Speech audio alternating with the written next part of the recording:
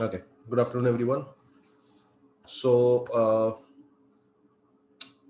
अपना आज का बेसिकली एजेंडा ये है कि कैट ने जो नया जो पैटर्न है उसके ऊपर अपने को पहले बात करनी है. ठीक है. What we know so far is that this year there would be the time duration of CAT has reduced from 3 hours to 2 hours. Okay, so instead of each section being 1 hour each, now it is 40 minutes each. ठीक है. Time कम हो गया तो questions भी कम होंगे नहीं होंगे. ठीक है, उसके ऊपर उन्होंने कुछ बताया नहीं अब तक. ठीक है. And we all would have tried to seek answers online. क्या ठीक है, जो बड़े बड़े लोग हैं, दिग्गज लोग हैं, वो लोग क्या बोल रहे हैं, और उसमें कुछ खास फायदा नहीं हुआ होगा, क्योंकि जितने लोग कैट में बहुत सालों से पढ़ा रहे हैं, ठीक है, जो लोग अच्छे रैंकर्स रहे हैं, वो सब एक ही बात बोल रहे हैं, हाँ ठीक है ना, तो वो सबके लिए सेम है, तो तुमको क्या फर्क पड़ता है, right. And for you it would be like, हाँ सर क्या फर्क पड़ता है, ऐसा नहीं होता सर, मतलब हमारा प्रिपरेशन पूरा हिल जाएगा, क्या फर्क पड़ता है, ऐसे थोड़ी बोल सकते हो तुम, right. But just a minute. Lalit sir, जिसको अभी जो आता है आने दो, ठीक है, अभी अभी don't don't disturb the session. ठीक है, बीच बीच में लोगों को अनम्यूट वगैरह मत करो यार, right. Okay. So when people से कि बॉस इससे क्या ही फर्क पड़ता है, they say with some background for that. ठीक है. एज स्टूडेंट्स, ठीक है, तुम लोग अभी तक के you are used to something, कि अब तक के जितने भी अपन मॉक टेस्ट लिख रहे हैं, ठीक है, उसमें 3 घंटे का मॉक टेस्ट चलता है, एंड उसमें एक एक घंटे का एक एक सेक्शन होता है. पहले वर्बल सेक्शन आता है, बाद में LRDI आता है, बाद में क्वांट सेक्शन आता है. वर्बल में 34 क्वेश्चंस होते हैं, उसमें से 24 RCQ होते हैं. ठीक है, we are used to it. But then these people who are saying कि अरे क्या फर्क पड़ता है, they say that with some background. And what is the background? Let's try to first understand this. So why am I doing this? Because the main theme of today's session is, let's try to understand the exam first. ठीक है, cat exam जो होती है वो क्यों होती है. ठीक है, तो फिलहाल तो I am talking about the history of CAT. 1990 से लेके 2019 तक के कैट कैसा आ रहा है. ठीक है, तो ये जो चीजें जो हम लोग कंफर्टेबल है, जो सेक्शंस को देख के कि बॉस वर्बल में 24 क्वेश्चंस, पैसेजेस आते हैं, 4 पैसेजेस 5 क्वेश्चन के होते हैं, एक पैसेज 4 क्वेश्चन का होता है. ठीक है, उसमें से 7 क्वेश्चन टीटा होते हैं, 3 क्वेश्चंस जो क्रिटिकल रीजनिंग के होते हैं. ठीक है, ये वाली जो सारी चीजें हैं, ये सब चल रही है कुछ 4 साल से. उसके पहले चीजें बहुत अलग हुआ करती थी. So when I took my first CAT, I took the first time I took CAT was in 2003. मतलब 2003 में जब कैट पेपर बेस्ड होता था, obviously there would be an OMR sheet, उसके ऊपर वो सर्कल फिलिंग वाला फंडा था. ठीक है, तो उस वक्त तो कैट का कोई पैटर्न था ही नहीं. मतलब lot of things were not there. मतलब फॉरगेट अबाउट कि कौन से सेक्शन में कितना आएगा, वो तो कैट वाले दिन ही पता चलता था. ठीक है, तो तुम वहां पे पहुंच गए, एक ही स्लॉट में होता था सबके सब, क्योंकि पेपर बेस्ड है, तो सेंटर्स तो पूरे दुनिया भर के हैं यार. मतलब SFS कॉलेज मेरा सेंटर था. ठीक है, तो एनी स्कूल एनी कॉलेज कहीं पर भी बिठा दो, बेंच पे लोगों को टेस्ट लिखने बिठा दो. ठीक है, सो वैसा वाला हिसाब था. तो एक स्लॉट पे किया जा सकता था कैट उस वक्त. सो उस वक्त कोई नोटिफिकेशन वैसा कुछ आता नहीं था कि कितने सेक्शंस होंगे, ये भी नहीं पता था. एक सेक्शन में कितने क्वेश्चंस होंगे, ये भी नहीं पता था. नेगेटिव मार्किंग कितनी होगी, ये भी नहीं पता था. पॉजिटिव मार्किंग कितनी होगी, ये भी नहीं पता था. ठीक है, कौन से सेक्शन में क्या आएगा, ये भी कोई आइडिया नहीं था. ये सारी चीजें तुम कैट वाले दिन ही देखते थे, राइट.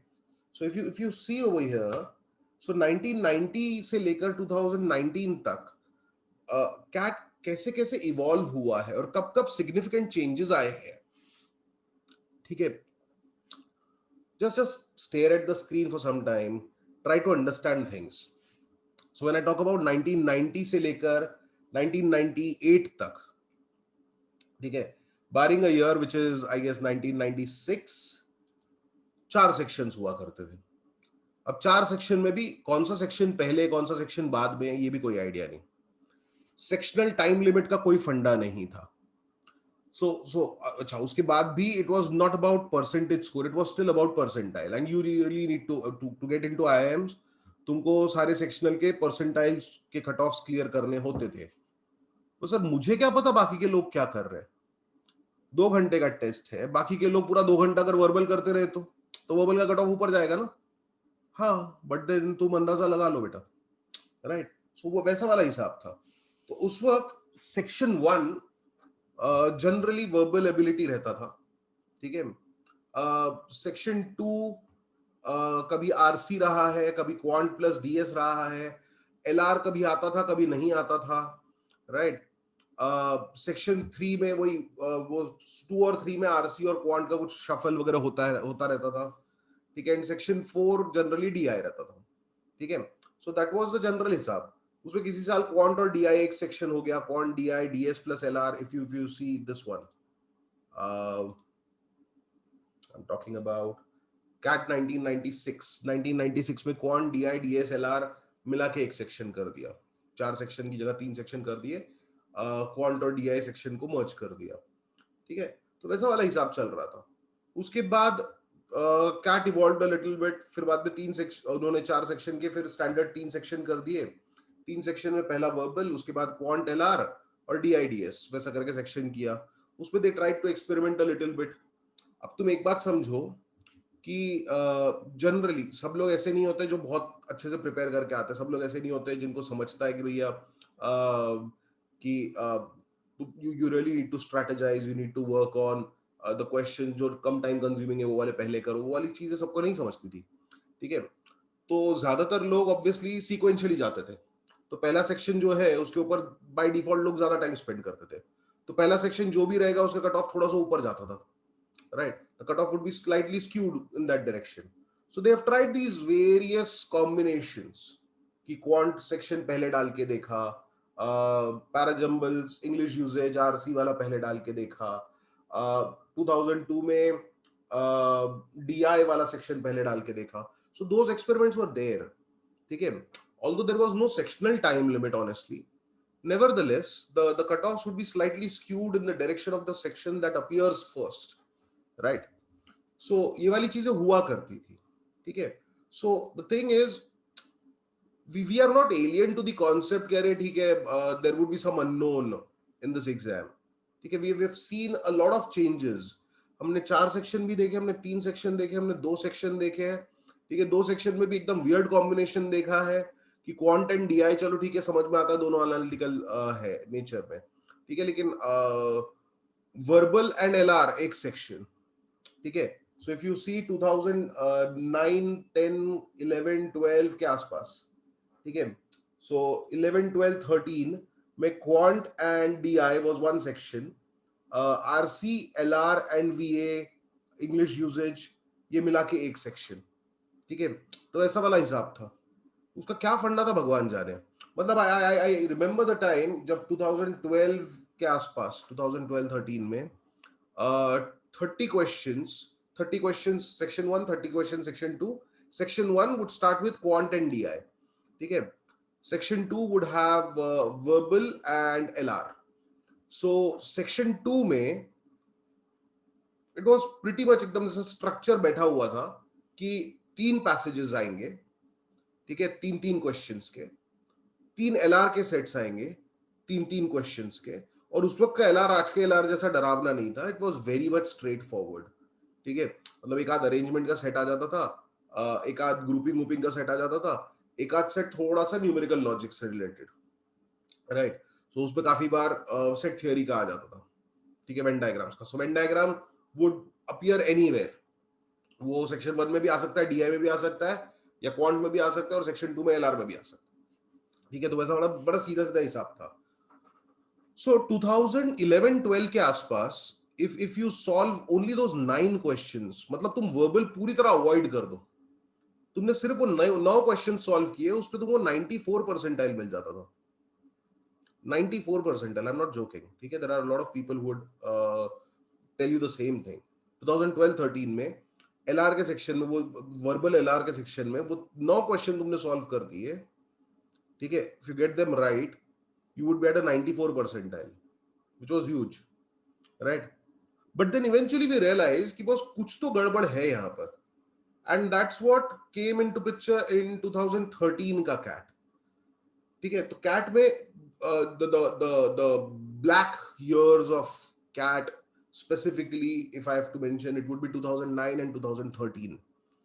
2009 में cat went online, and the first time when it went online, उस वक्त obviously अभी तुम्हारे पास उतना इंफ्रास्ट्रक्चर रेडी नहीं था, so there were limited computer labs, so वो obviously जो Prometric जिसको वो कॉन्ट्रैक्ट दिया हुआ था, so Prometric didn't have labs like TCS Ion has, ठीक है? तो कॉलेजेस के कंप्यूटर लैब्स हायर किए गए, ठीक है?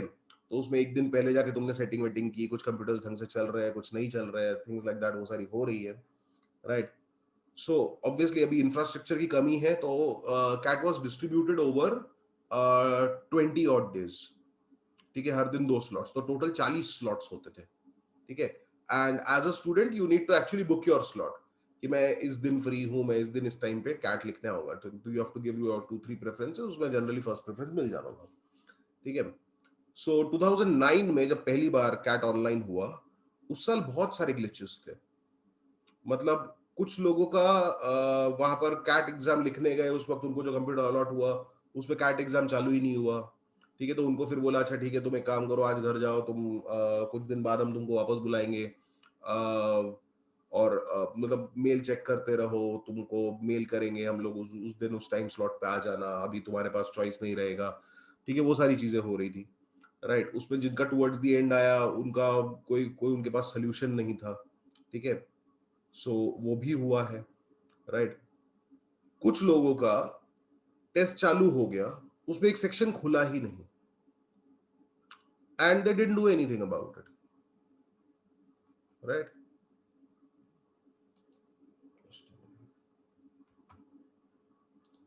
Okay, so that was one bad year for cat.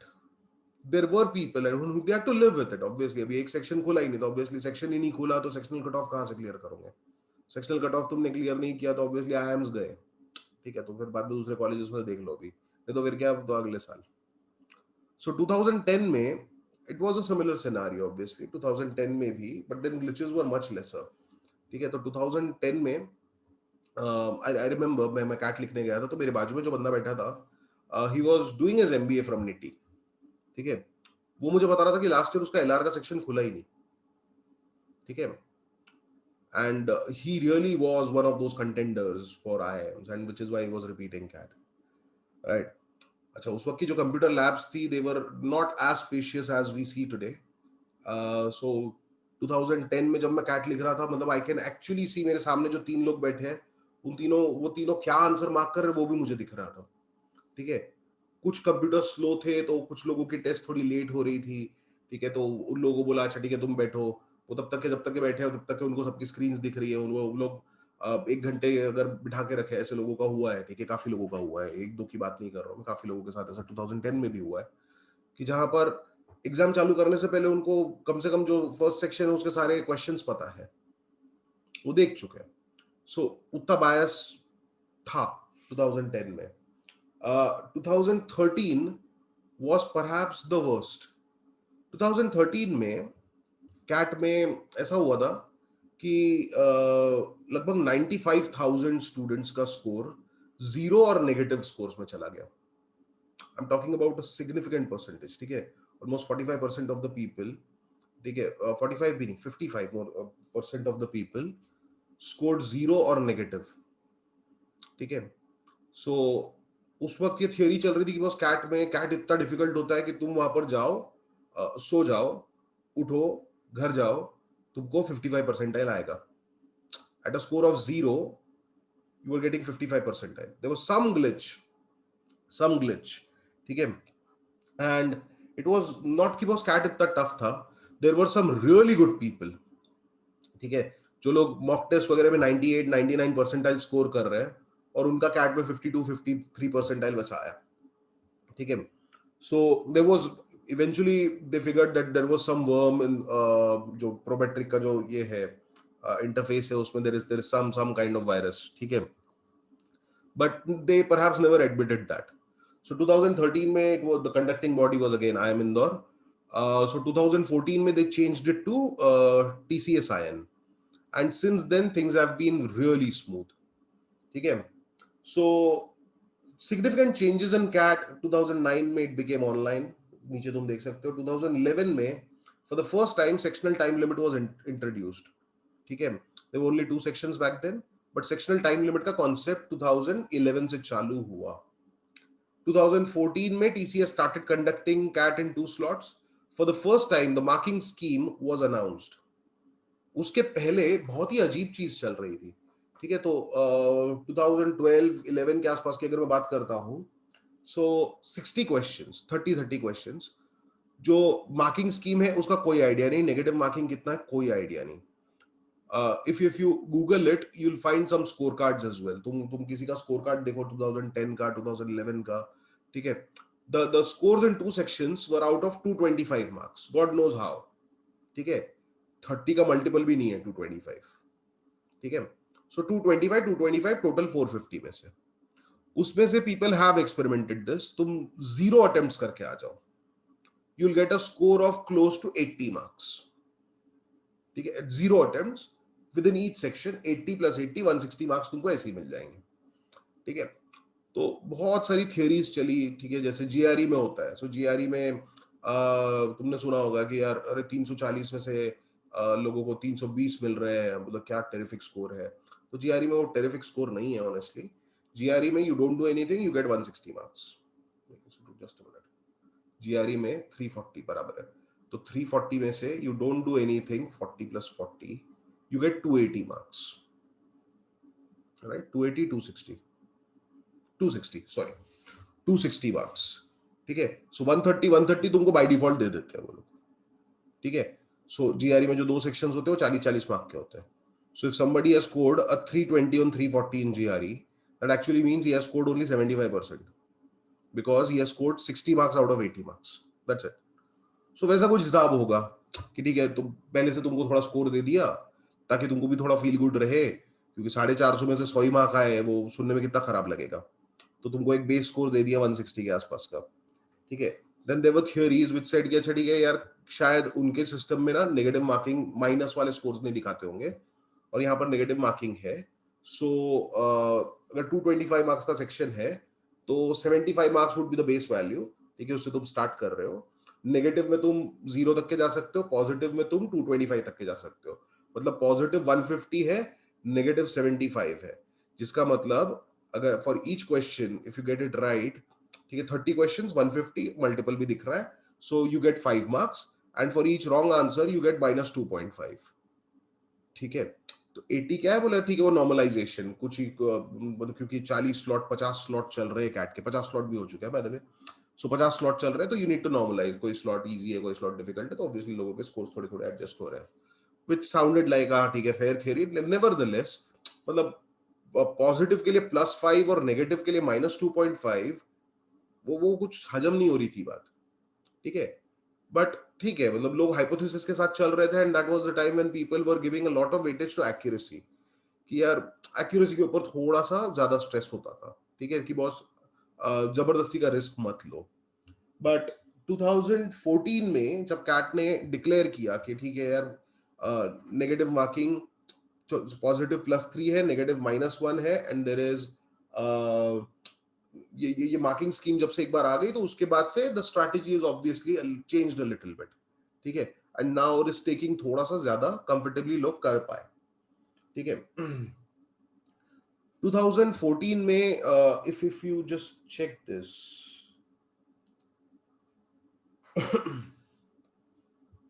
number of applications, there is something interesting that you understand from this as well. So as you see that number of cat takers have grown organically. 2005, 2006, 2007, 2008 was at peak, ठीक है. 2008 peak पे क्यों था, क्योंकि recession आया था, ठीक है. सब प्राइम क्राइसिस की वजह से बहुत लोगों के जॉब गए. So obviously the next best thing to do, कि बॉस जब तक के इकोनॉमी वापस तक सुधरती है तब तक के एमबीए कर लो, ठीक है, उतने स्किल्स ला लो, वो 2 साल तुम्हारा investment would reap benefits. So 2008 290, 2009 economy थोड़ी बहुत स्टेबलाइज हो गई, सो वापस the number came back to 241. 2010 वाज 204,000. ठीक है, लोगों का कैट पर से विश्वास उड़ गया. 2009 में इतना बड़ा डिजास्टर हुआ. ठीक है, सो 2011-12 लगभग the numbers were around 2 lakh के आसपास. 2013 तो उस वक्त दैट प्रोमेट्रिक एज जहां पर तुम कुछ भी करो यार, कैट में कुछ भी स्कोर आ रहा है. ठीक है, सो 2013 में भी 2 लाख से नीचे चला गया, 2014 में भी 2 लाख से नीचे चला गया.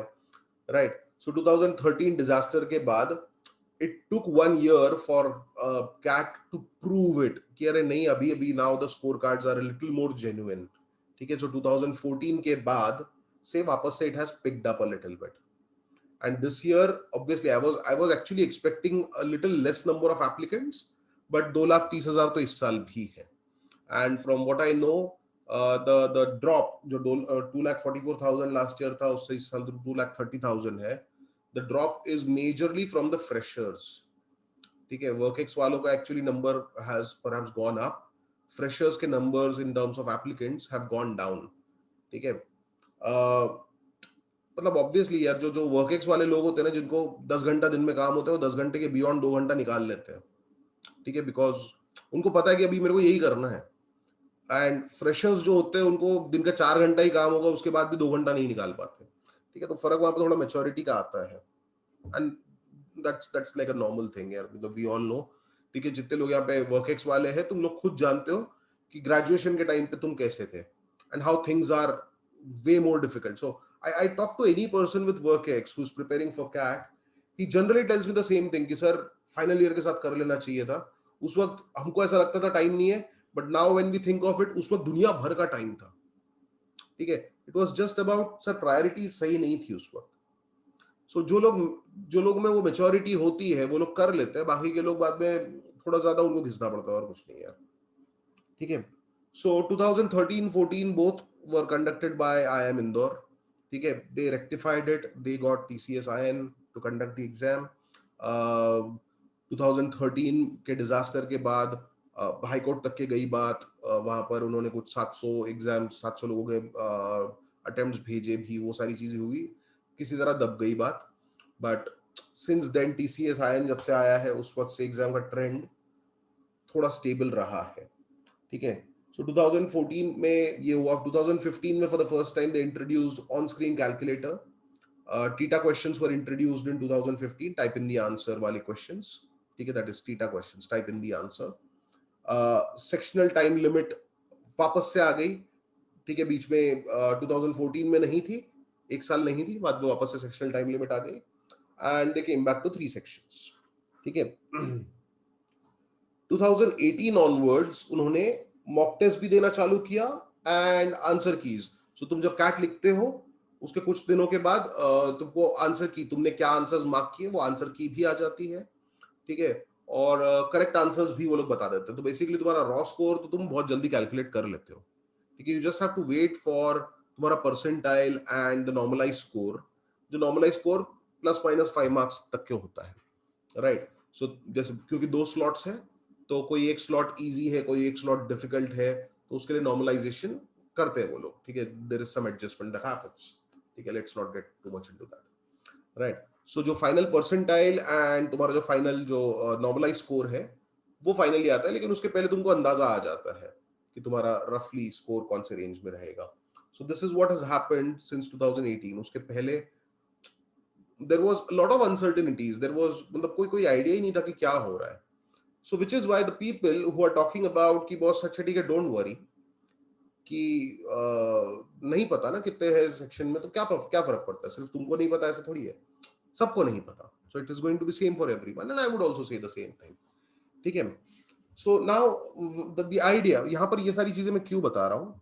So a few things. ठीक है, lot of people are under panic कि अरे क्या हो रहा है, क्यों हो रहा है.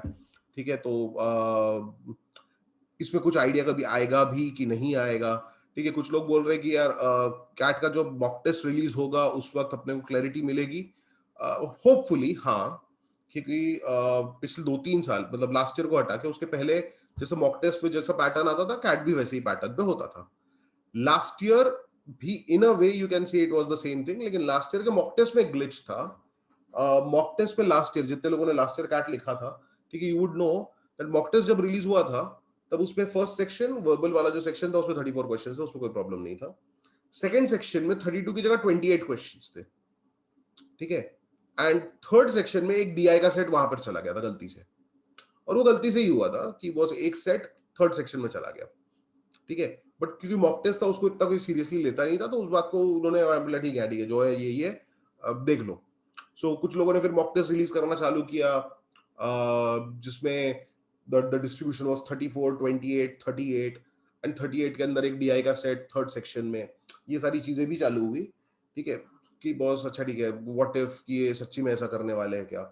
सो हो सकता है that you get some idea based on the mock test, nevertheless you can't count on it completely, right. But मेरा ये बोलना है कि मतलब जो भी हो क्या फर्क पड़ता है यार, जो भी है सबके लिए सेम ही है।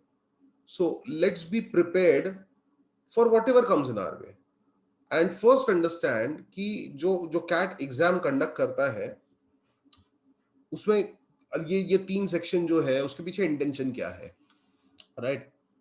So okay, anyways this is score and percentile, इसके ऊपर अपन बात में आते हैं। Just a minute.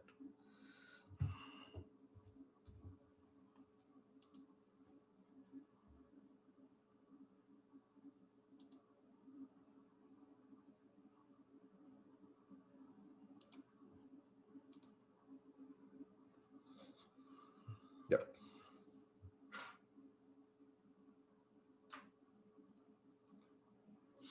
Okay.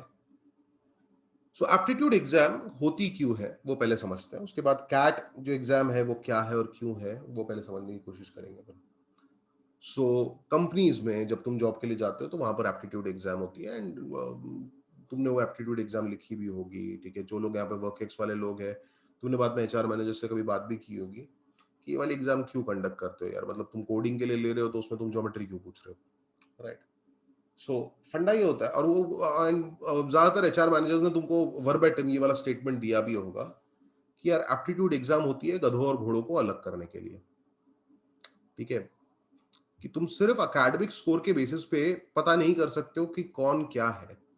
Unfortunately the education system in India reward sincerity more, ठीक है। सो दो स्टूडेंट्स जिनके एकेडमिक स्कोर्स बहुत अच्छे हैं, अब उसमें से रैंचो कौन है और चतुर कौन है उसमें कैसे फर्क पता करेंगे अपन, ठीक है। सो रट्टा मारने वाले भी अच्छा स्कोर कर लेते हैं, जिनमें सच्ची में दिमाग होता है वो भी अच्छा स्कोर कर लेते हैं। सो बेसिकली टू सेग्रीगेट ये दो कैटेगरीज, ठीक है, and they use the term गधों को घोड़े से अलग करना है, ठीक है। उसके लिए एप्टीट्यूड टेस्ट होती है, एंड एप्टीट्यूड टेस्ट में they have this cut off score, उसके ऊपर जितने भी आते हैं वो सारे बराबर, it's not, there is no range over there, ठीक है। So let us say if 80 is the cut off, so 81 82 85 88 90 ये सब सेम है उनके लिए, बिकॉज ये सब एलिजिबल है फॉर ग्रुप डिस्कशन या पर्सनल इंटरव्यूज के लिए एलिजिबल है, and then they conduct those rounds, ठीक है। फेयर इनफ, ठीक है, उसमें कोई कोई कोई इशू नहीं है। Now, when CAT conducts this exam, so it is obviously the purpose remains the same कि तुमको गधों को घोड़ों से अलग करना है, लेकिन अब यहाँ पर there is something more to it. अब यहाँ पर गधे भी है, घोड़े भी है, खच्चर भी है, और घोड़ों में बहुत सारी नस्लें भी है, ठीक है। तुमको वो सारी चीजें सेग्रीगेट करनी है, क्योंकि कैट सिर्फ आईआईएम्स के लिए नहीं हो रही है, ठीक है। तो कुछ एग्जाम होती है जहां पर you qualify that exam and you get that seat, वहां पर इट मेक सेंस कि बॉस तुम बहुत टफ एग्जाम निकालो, ठीक है, और उसका कट ऑफ स्कोर रखो, जितने लोग वो कट ऑफ क्लियर करते हैं वो सारे बराबर। सो वो वाली एग्जाम्स की अपन फिलहाल बात नहीं कर रहे। So let us talk about UPSC के एग्जाम बोल दो या जेडब्ल्यू नीट, वो वाली एग्जाम में you have only a few people who get something, ठीक है। यू हैव जैसे गेट एग्जाम होती है, only a few people get into the best colleges for M Tech, ठीक है। बाकी लोगों का क्या बोले नेक्स्ट ईयर वापस से ट्राई करना, ठीक है। बैंक पीओ की एग्जाम्स होती है, गवर्नमेंट एग्जाम्स होती है, few people get something, remaining वापस से अगले साल आओ। कैट का वो फंडा नहीं है ना, कैट में it is not about a few people gate IIMs और बाकी के लोग अगले साल आओ। few people get IIMs, बाकी के लोग they get MDI, they get SPJN, they get an IMT Ghaziabad, they get Somya, they get a Velinkar, they get अलग अलग colleges, ठीक है. तो कैट में तुमने अगर कैट लिखा है तुमको कोई ना कोई कॉलेज मिल जाएगा अगर तुम उसी साल करना चाहते हो तो. So now, how do you discriminate a person who goes into an IIM from a person who makes it to an MDI, from a person who makes it to an IMT Ghaziabad, from a person who makes it into a Velinkar? So now it's not about गधे and घोड़े. अब ये सब जो घोड़े हैं उसमें कौन बेहतर घोड़ा है वो भी चीज अपने को डिसाइड करनी है. So the exam has to be framed in such a way which is able to not just segregate the two categories, but within a category, it is able to define a range, right? So management में और ये वाली exam क्यों होती है और यही वाली एग्जाम क्यों होती है? So उसके लिए कुछ चीजें अपन समझते हैं कि boss what are they really looking for? So जब तुम MBA में जाओगे तो ऑब्वियसली तुम मैनेजमेंट का कोर्स रहेगा पहला साल, उसमें तुमको बताएंगे ठीक है व्हाट इज मैनेजमेंट. तुम उसमें डेफिनेशन पढ़ोगे कि management is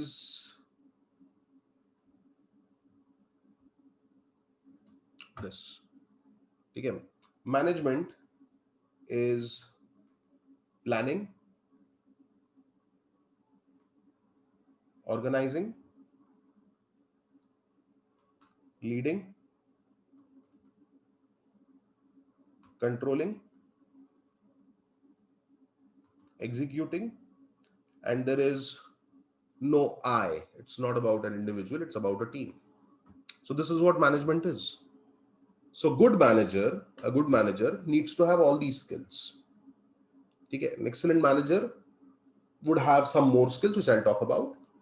And beyond the point, जैसे जैसे तुम थोड़े कम लेवल के मैनेजर बनते जाओगे तो इसमें से कुछ चीजें हटती जाएगी, ठीक है.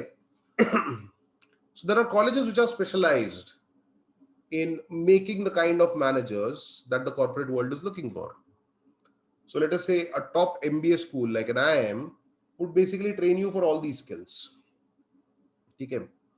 जैसे जैसे तुम्हारे स्कोर्स कम होते जाते हैं वैसे वैसे तुमको कॉलेजेस मिलते जाते हैं जहां पर ये ट्रेनिंग की कुछ चीजें कम होती जाएगी, एंड विच इज वाई जब कंपनीज आएगी वो तुमको उतने लिमिटेड रोल्स देगी, and which is why companies तुमको उतना लिमिटेड पैसा देगी. सीधा सीधा हिसाब, ठीक है. बियॉन्ड द पॉइंट मतलब तुम्हारा 70 परसेंटाइल और less, you primarily get colleges which would train you only for this execution, and which is why placement के वक्त जब कंपनीज आती है they don't offer managerial roles, they basically offer you an executive का role, ठीक है. उसको glorified way में assistant manager, associate manager ये सारी चीजें बोलते हैं, but then at the end of the day those are execution jobs, ठीक है. execution job, how is it different from a managerial job? It's like saying how is a TCS different from working in TCS different from working in Google. So अच्छा, there is a reason. जो work ex वाली जो जनता है जो cat लिखती है उसमें ज्यादातर लोग you'll find these so called IT companies, जिसको मैं IT companies बोलता भी नहीं हूँ, these are services companies, ठीक है. ये लोगों की भरमार होती है. So वर्कएक्स वाली जनता में TCS, Infosys, विप्रो ये सब भरे पड़े हैं जो बोलते कि बॉस सर समझ में आ गया हमको क्या नहीं करना है, राइट. तुम्हें और मशीन में कोई खास फर्क नहीं है. You are not allowed to use your brain much. You are basically an execution वाला जॉब जहां पर तुमको बोला जाता है कि boss these are the instructions, you need to follow these instructions. तुमको ये करने का पैसा मिलेगा, दिमाग मत लगाओ, जो बोला है उतना करो, ठीक है. So those kind of jobs are execution jobs. कुछ लोगों को वो ग्रेजुएशन के बाद मिलते हैं, उस वक्त उनको रियलाइज हो जाता है कि हमको ये नहीं करना है, and to scale up we really need this additional education and finally make it to a managerial position. Some people they don't realize it in the first half of the career, or basically in the sooner ages of their life. They basically go through that grill, and कोई college से degree तो MBA की ही मिलती है, but उसके बाद execution वाला job मिलता है, एग्जीक्यूटिव वाला जॉब मिलता है, and from executive level to get into a managerial level it takes you like 3-4 years. तो जब तुम ऐसे कॉलेजेस से ग्रेजुएट होते हो, तो उसके बाद जब तुमको एग्जीक्यूटिव वाला डेजिग्नेशन मिलता है, तुम बहुत ज्यादा कंपनी पॉलिसीज चेंज नहीं कर पाते यार। तुम कंपनी को जाके बोलोगे यार मेरे पास एक आइडिया, अपन कंपनी को चेंज कर सकते हैं, ठीक है, मैनेजर बोलेगा बेटा तू थोड़ा ना औकात में रह, ठीक है, इतना तेरे पास आइडिया थे और इतना तू तोड़फोड़ था ना, तो तेरे को एक मौका मिला था 2020 में, उस साल तूने कैट में फोड़ लिया होता, तो आज हम तेरे को उस पोजीशन पे बिठाते जहां पर हम तेरी बात सुनते। You are hired as an executive to do what an executive does, you execute, right, you don't give us ideas. सीधी बात, सीधी बात, ठीक है। सो ये वाली चीज आती रहेगी यार, ये वाली चीज लोगों के करियर में आती रहेगी। So depends on what kind of college that you go to, तुम्हारी ट्रेनिंग उस हिसाब से होती रहेगी। सो लेट अस से आईआईएम की ट्रेनिंग में if you are the person जिसमें उतनी मेच्योरिटी है that you makes it to into IIM, तो वहां पर ज्यादा केस स्टडी अप्रोच चलती है कि देखो यार ये जो थियरी वेरी है ना वो खुद पढ़ लो, तुम यहाँ पर आके डिस्कशंस करो, तुम यहाँ पर एप्लीकेशन के ऊपर ज्यादा बात करो कि मैंने यहाँ पर ये वाला मॉडल लगाया और उसके हिसाब से this is my point that I am trying to drive, कि ये वाली केस स्टडी में उन्होंने ये करने की जगह ये वाला मॉडल अगर यूज किया होता तो company would have made more profits, ठीक है। वेराज एग्जीक्यूटिव लेवल के कॉलेजेस में तुमको थियरी लिटरली पढ़ाई जाएगी कि देखो यार ये वाली थियरी, ये वाला मॉडल, इसको ये बोलते हैं, ठीक है, ये वाली चीज ऐसी होती है, बिकॉज उनको पता है कि बॉस तुम अब जो स्टूडेंट्स वहां पर आते हैं, ठीक है, वो लोग खुद से नहीं पढ़ने वाले यार, उन्होंने जिंदगी में इतना कुछ किया ही नहीं मेहनत, ठीक है, वो लोग खुद बहुत ज्यादा क्रिएटिव थे भी नहीं और शायद होंगे भी नहीं, राइट, तो उनसे उतनी उम्मीद करना भी नहीं है। So all they you have to ensure in 2 years is कि बॉस ये लोग इतने कम से कम मेच्योर हो जाए कि जो काम इनको दिया जाए वो कम से कम कर पाए, ठीक है, खुद से नया बिजनेस आइडियाज शायद ना बना पाए, लेकिन जो बने हुए स्ट्रक्चर्स है उसको एग्जीक्यूट कम से कम कर पाए, ठीक है। तो वहां पर ट्रेनिंग उसी हिसाब से होती है कि वहां पर लिटरली तुमको सिखाया जाता है, मतलब जो एजुकेशन पैटर्न तुम्हारा आज तक चल रहा था उसी का एक्सटेंशन वहां पर भी होगा। There will be nothing new, so to say, in such colleges, right. सो मतलब obviously the traits that they see in these kind of students, now these students are not mature enough to understand the timing कि boss मेरी जिंदगी में ये वाला जो time है ये बहुत ज्यादा इंपॉर्टेंट है और इस वक्त this is an opportunity for me to make a switch, कि मैं गधे से आज मैं कम से कम खच्चर तो बन जाऊं, उसके बाद मैं घोड़ा बन जाऊं, उसके बाद मैं अरबी घोड़ा बन जाऊं, ठीक है। These are some milestones in your life, these are some opportunities in your life which you really need to capitalize on. The people who capitalize on it, they make it to places. The people who can't, they still make it somewhere, but then for that obviously they have to go through that grill of doing a post graduation, ठीक है। मतलब आज तो तुम 5,000 की नौकरी के लायक नहीं हो, हम कम से कम तुमको 25,000 के लायक तो बना दे, राइट, या 40-50 हजार के लायक बना दे, ठीक है। तो these are there are colleges which are specialized for that and majority of the colleges who fall into this bracket, ठीक है। It's only the top 100 odd institutes which would basically really show that faith in you कि हाँ ठीक है, we want to train you for something beyond just execution, and which is why we would want students who would have that kind of maturity that they are able to grasp those things, they are able to appreciate the skills that we are imparting, right? So obviously अब उसमें अलग अलग जो gradation है उसके हिसाब से the traits that corporates look in good managers dominate predominantly the paper pattern of cat, ठीक है। सो ऑब्वियसली अभी अपने पास जो 3 सेक्शंस है, verbal ability, DILR and quantitative ability, ठीक है। Over the years significantly people have realized that the most important skill for a manager is basically, or rather the skill that occupies the majority of the time for a manager is communication. More than 80% of the time in your job you are communicating with someone, ठीक है। And we generally communicate in English, so obviously English happens to be one of the very very important criteria for a good manager, ठीक है। तो सिर्फ English ही test करना था तो यार तुम ग्रामर, सेंटेंस करेक्शन, इसमें लेटर राइटिंग वैसा कुछ कर लेते, but they're looking something beyond that. ठीक है? So within verbal, now they have to identify कि कौन एग्जीक्यूटिव बनेगा, कौन मैनेजर बनेगा और कौन बहुत अच्छा मैनेजर बनेगा. उनको एक ही एग्जाम के अंदर ये तीनों चीज डिफाइन करनी है. ठीक है? So they will ask you basic questions, direct questions. ठीक है? वो वाली चीजें तो आती ही है. RC में you would see such things. ठीक है? And they would ask you questions which basically test your ability to read between the lines. जो क्रिटिकल रीजनिंग और जो इनडायरेक्ट क्वेश्चंस होते हैं उसमें असेस हो जाता है. ठीक है? So I come to a point कि बॉस एग्जाम कैसे बनाते हैं वो लोग एंड व्हाट आर, मतलब कैसे कैसे क्वेश्चंस वो लोग रख पाते हैं और क्यों रखते हैं. बट फिलहाल वर्बल में they are primarily looking at communication. Extended to, they are looking at the ability to read between the lines.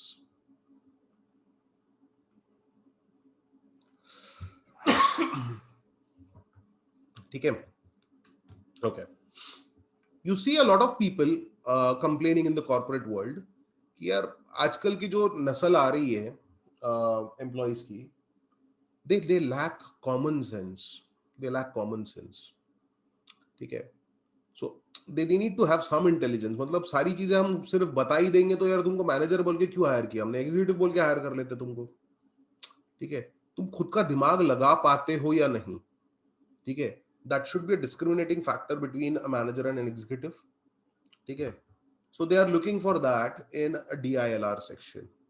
ठीक है? So primarily they are looking at your common sense. ये डेटा दिया है तो वो data को interpret कर पाते हो या नहीं. That's data interpretation. ठीक है? एक पजल दिया है, पजल में क्या होता है, लेटेस्ट है गेम के ऊपर, गेम टूर्नामेंट के ऊपर कुछ दिया है कि बस ये गेम के रूल्स है, अभी तुम गेम खेलोगे, जीतोगे कैसे, कॉमन सेंस. ठीक है? So those kind of questions. Extended to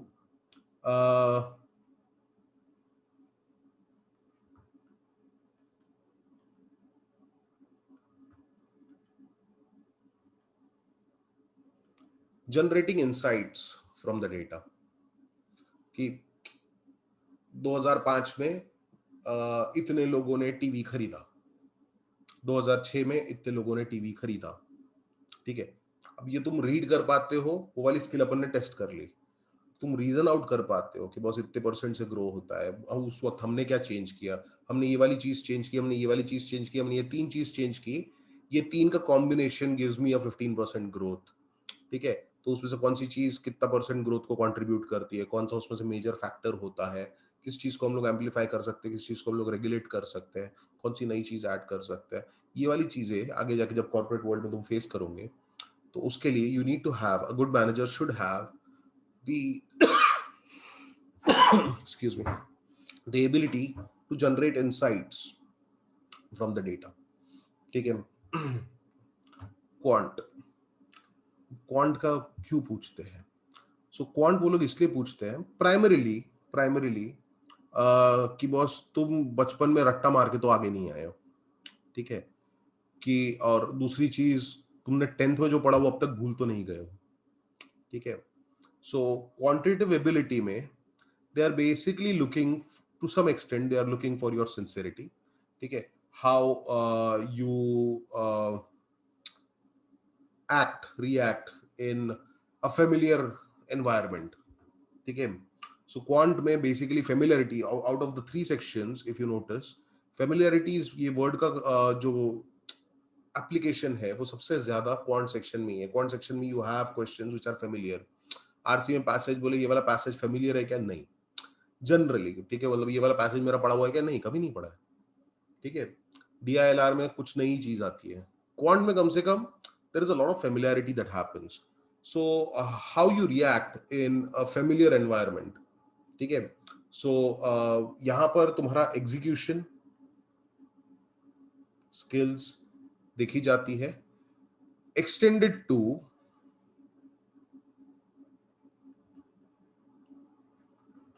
how you apply knowledge. ठीक है? सो आगे जाके कॉर्पोरेट्स में you will be working on different models, ठीक है, कंपनी के कुछ टूल्स है, ठीक है, वो टूल्स को तुम किस हद तक एक्सप्लोर कर सकते हो, ठीक है, उस टूल्स में तुम क्या क्या चीजें इन्वेंट कर सकते हो, ठीक है, वो वाले टूल्स को तुम किस किस तरह से ऑपरेट कर सकते हो टू एड्रेस जो जो क्लाइंट के जो प्रॉब्लम्स है उसको किस तरह से तुम अप्लाई कर सकते हो, वो वाली चीजें तुम जनरली क्वांट के थ्रू चेक कर सकते हो कि बॉस तुमको लीनियर इक्वेशन सॉल्व करना आता है तो लीनियर इक्वेशन में मैंने अभी ऐसा वाला इक्वेशन बना दिया तो उसको तुम कैसे सॉल्व करोगे, सो how do you react in a familiar environment if not the same environment, ठीक है, something that is assessed in quantitative ability. So now these are basically the traits of a good manager, is that his communication skills would be good and his ability to read between the lines would also be good, ठीक है, common sense भी होगा and he would be able to generate insights from the data as well, ठीक है, वो execution जो दिया है उसको वैसे का वैसा एमुलेट भी कर पाएगा एंड वो उसके एप्लीकेशन एक्सटेंडेड फॉर्मेट में उसके एप्लीकेशन भी निकाल पाएगा, right. A person who is not a good manager, who is just an execution वाला बंदा, ठीक है, उसके ये तीन स्किल्स रहेंगे, ठीक है, उसका कम्युनिकेशन स्किल्स रहेगा, he would be able to interact with his manager, he would be able to interact with the client, common sense भी होना चाहिए and he should be able to execute, जो इंस्ट्रक्शंस दिए उसको फॉलो कर सकता है वो, ठीक है, those are the skills that are needed for an execution person. whereas for a manager, ठीक है, जैसे मैनेजमेंट में मैंने बोला कि executing is a part of manager, ठीक है, execution is perhaps the subset of the skills that are required for a manager. So good manager would have these skills, दोनों skills होनी चाहिए. Now an excellent manager would have more skills. An excellent manager beyond these skills would have some more skills, obviously his time management, people management. So I'll generalize this as his resource management would be excellent.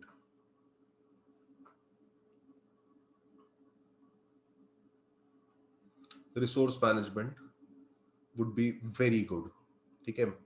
An excellent manager would have some more traits, obviously, that the person would be able to capitalize on opportunities, ठीक है, he should be able to identify his or her strengths and capitalize on that, ठीक है. Obviously there would be maturity, ठीक है, and an excellent manager is always prepared, ठीक है. So if they are looking for excellent managers, they are looking at these additional skills, ठीक है, and these are also things that they need to assess in CAT. So जिसके पास सारे skills है, he'll make it to the top IIMs, top B schools, वो 98, 99, 100 percentile वाली range. The people who have the first two categories would make it to colleges that range from 70 percentile to 97, 98 percentile. And the other people would be executive. उनका भी कुछ ना कुछ अच्छा हो जाएगा उनके हिसाब से, उनको और कुछ मिले ना मिले कम से कम इतना तो मिल ही जाएगा, ठीक है. कैट एग्जाम सिर्फ टॉपर्स के लिए नहीं बनाई जाती, ये चीज समझो. कैट एग्जाम उनके लिए भी बनाई जाती है जो एग्जीक्यूटिव वाले प्रोफाइल्स लेने वाले हैं आगे, which basically means CAT exam में they have to accommodate all the categories. So they have to accommodate people who basically they have to be make an exam which should be able to segregate a person who's a 99 percentile from a 94 percentile, कि ये बंदा इस category का, ये बंदा इस category का. उनको एग्जाम ऐसी बनानी ही पड़ेगी और हर साल बनाते आए हैं, right. So now while making the paper, और तुम किसी भी साल का कैट का पेपर उठा लो, you'll find some questions which are for these people. ठीक है, which means verbal में कुछ questions definitely easy होंगे ही. ठीक है, DILR में common sense is not so common anymore. Nevertheless, you'll find some sets which would fall into that bracket, जो हर किसी से सॉल्व हो जाए. क्वांट में तुम किसी भी साल का कैट उठा लो, तुम किसी भी साल का एनालिसिस, ठीक है, गूगल पे तुम सर्च करके देख लो, लेट अस से कैट 2016 एनालिसिस, जितने भी लोगों ने एनालिसिस डाला होगा, if there are 34 questions in quant, ठीक है, हर कोई बोलेगा कि उसमें से कम 15 क्वेश्चंस तो इजी थे. इजी मतलब आरएस अग्रवाल लेवल इजी. ठीक है, कि बॉस तुमको पता है how to find the roots of a quadratic equation, ठीक है, तो क्वेश्चन में find the roots of a quadratic equation indirect way में वो बोल ही दिया है. ठीक है, उतने इजी भी कैट पे क्वेश्चंस रहते हैं, राइट. सो ऐसे वाले कुछ क्वेश्चंस होंगे ही. एंड ऐसे वाले क्वेश्चंस कितने होंगे? इतने क्वेश्चंस जो तुमको 70-80 परसेंटाइल तक के लेके जा सके. ठीक है, सो एटलीस्ट 70 परसेंटाइल तक ले जाने वाले क्वेश्चंस इस कैटेगरी के होंगे ही. हर एग्जाम में होते हैं. हर कैट पास में जितने भी कैट हुए हैं, एक्चुअल पेपर्स निकाल के देख लो, तुमको ये दिखेगा ही. ठीक है, उसके बाद कुछ क्वेश्चंस जो मॉडरेट लेवल के होंगे, which would basically assess the skills of the student, his ability to read between the lines, and his ability to generate insights from the data, and his ability to apply the concepts of quant into a similar scenario. ऐसे वाले questions होंगे जिसको अपन थोड़ा सा moderate to hard level questions बोलते हैं. ठीक है,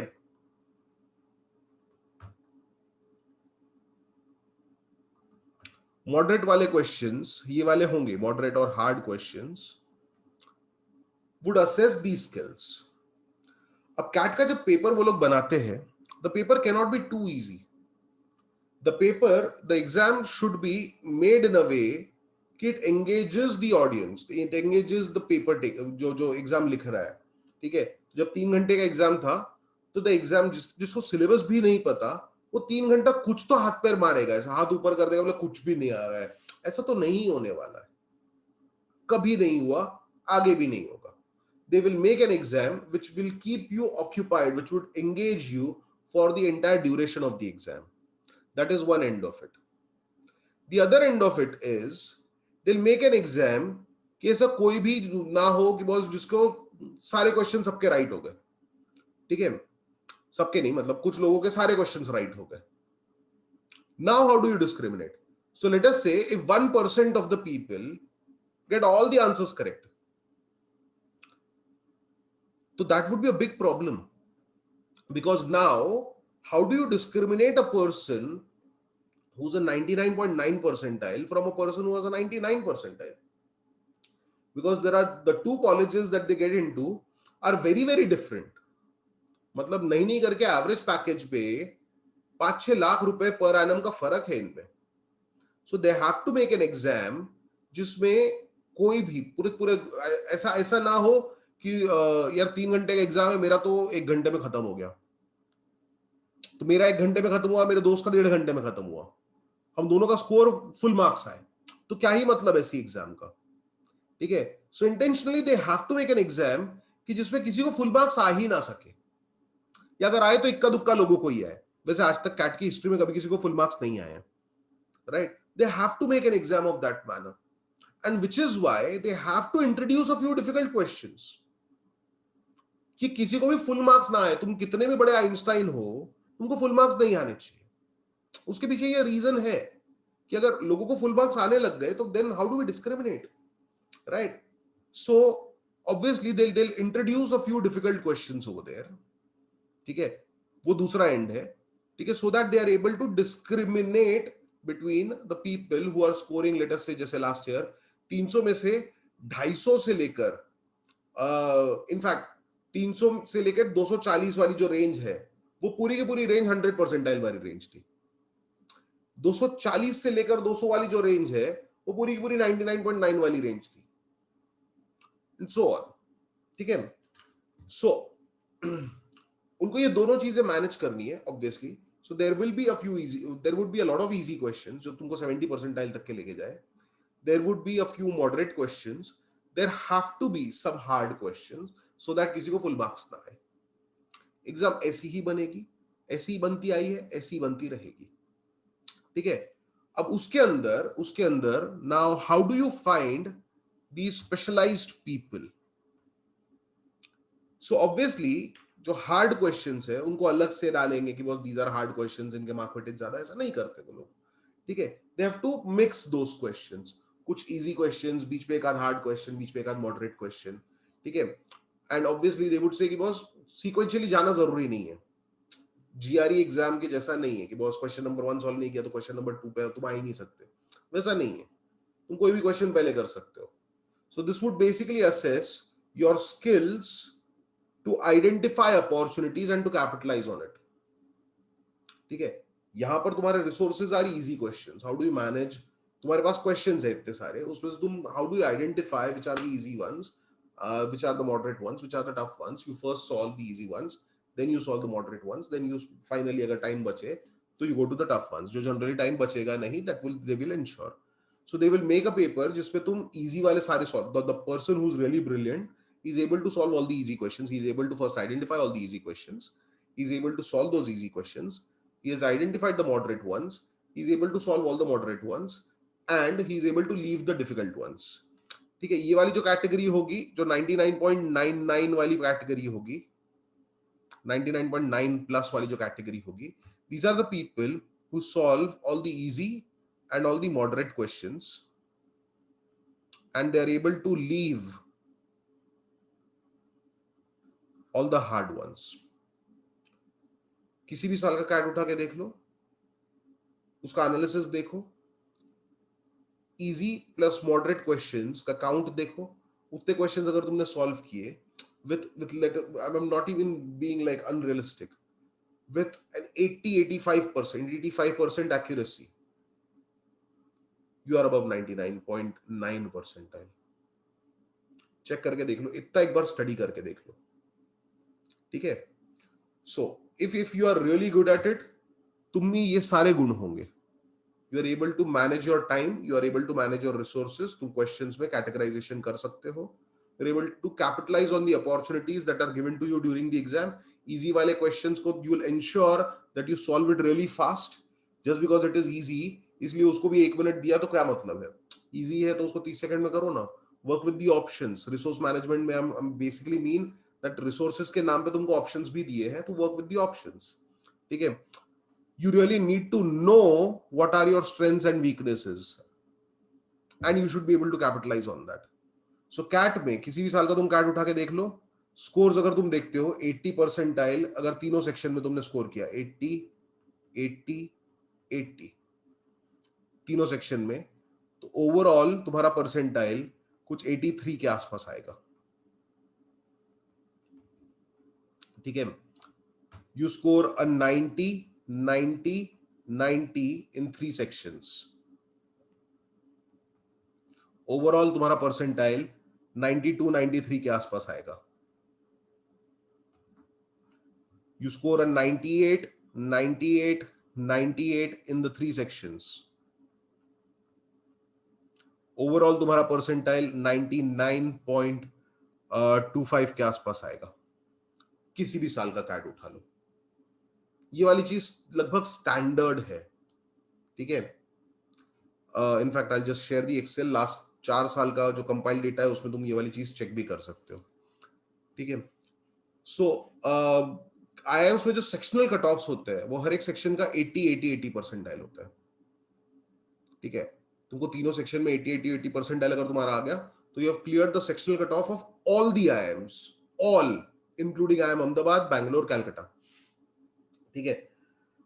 so basically if you score 80 तुम्हारा ओवरऑल 83 के आसपास बनेगा. तो ओवरऑल को तुमको अगर 99.8 प्लस अगर लाना है to get a call from let us say IIM Calcutta at least, तो उसके लिए you really need to be extraordinary in one of the sections और perhaps 2 sections or maybe all 3 sections if that's possible. So obviously you really need to capitalize on your strengths.